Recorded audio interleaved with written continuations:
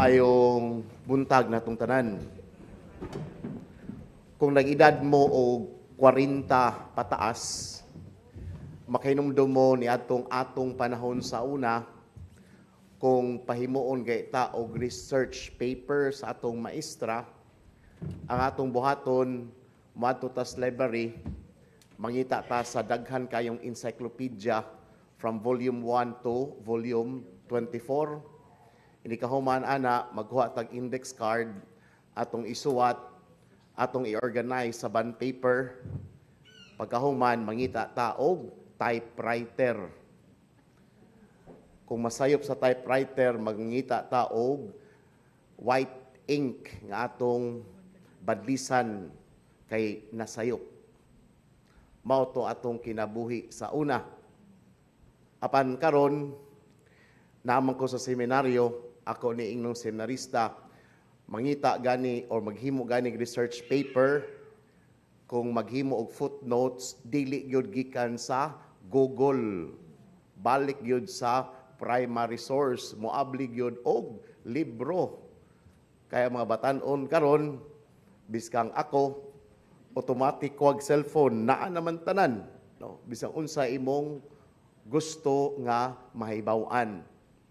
Inana na pod kanindot ang atong panahon karon. Ang akong punto maigsuon sa atong kultura karon nga ganahan na kayta og convenience, that everything should be done quickly and easily. Kung naatay sakit, inog tambal, mawa dayon. Kung ganahan ta nga makat-on, moagi ta og AI aron mahuman dayon ang research paper, ilisdan lan og mga words arong dili masakpan. Mabitang uban, ganahan madato, mo engage dayon og mga construction nga mga ghost project. Kay lagi ganahan madato overnight. Maigsoon, ang atong ebanghelyo karon, si Jesus nagtudlo sa value of sacrifice versus the value of convenience. Tungod kay sa atong ebanghelyo, mayngon si Jesus, kung gusto mo mosunod ka nako, kinahanglan pasana ang inyong cross. Isn't it talking about value of sacrifice? Diyon sa manato pagpasan ang atong cross, 3 things. Number 1, doon ay mga tao nga ang ilang cross, wa nila pasana, pero unsay gibuhat, ilang gibutang sa kilid. Ilang ang labyan-labyan ang ilang cross, dunay cross apan dili nila tan-awon.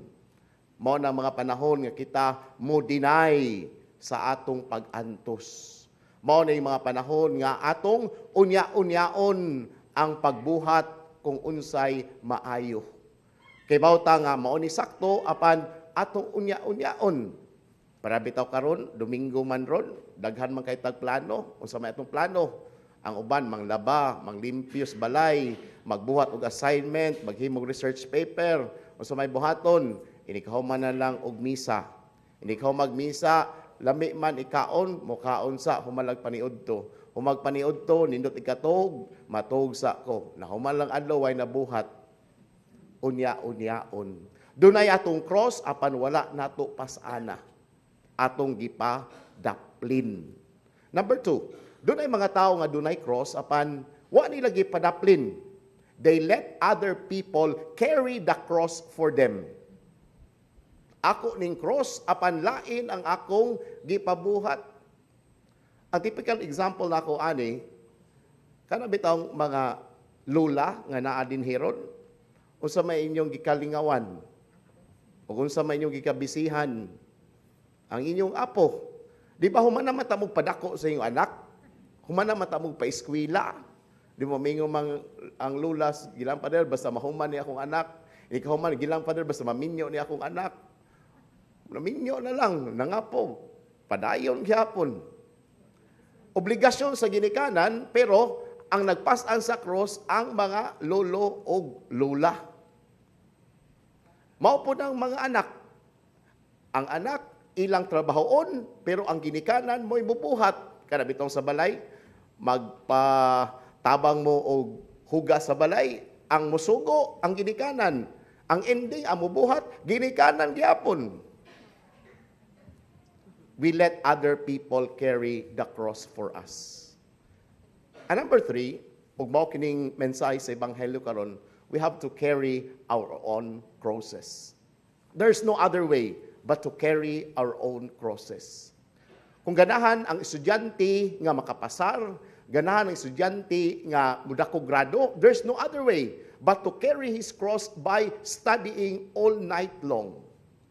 Kung ganahan ta mudako atong negosyo, there's no other way but to work every day. Kung ganahan ta nga masantos, there's no other way but to become a good Christian daily.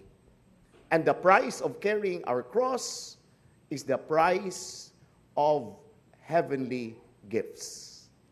Hinaut unta maigsuon ang atong consolation, we have many crosses to bear.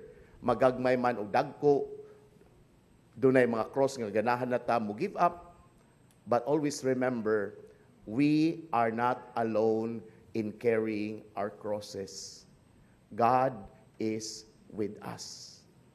And so, in times of our life that we want to give up because the crosses we bear are too heavy, pray in the silence of our heart and say, Lord, bugat naman akong cross.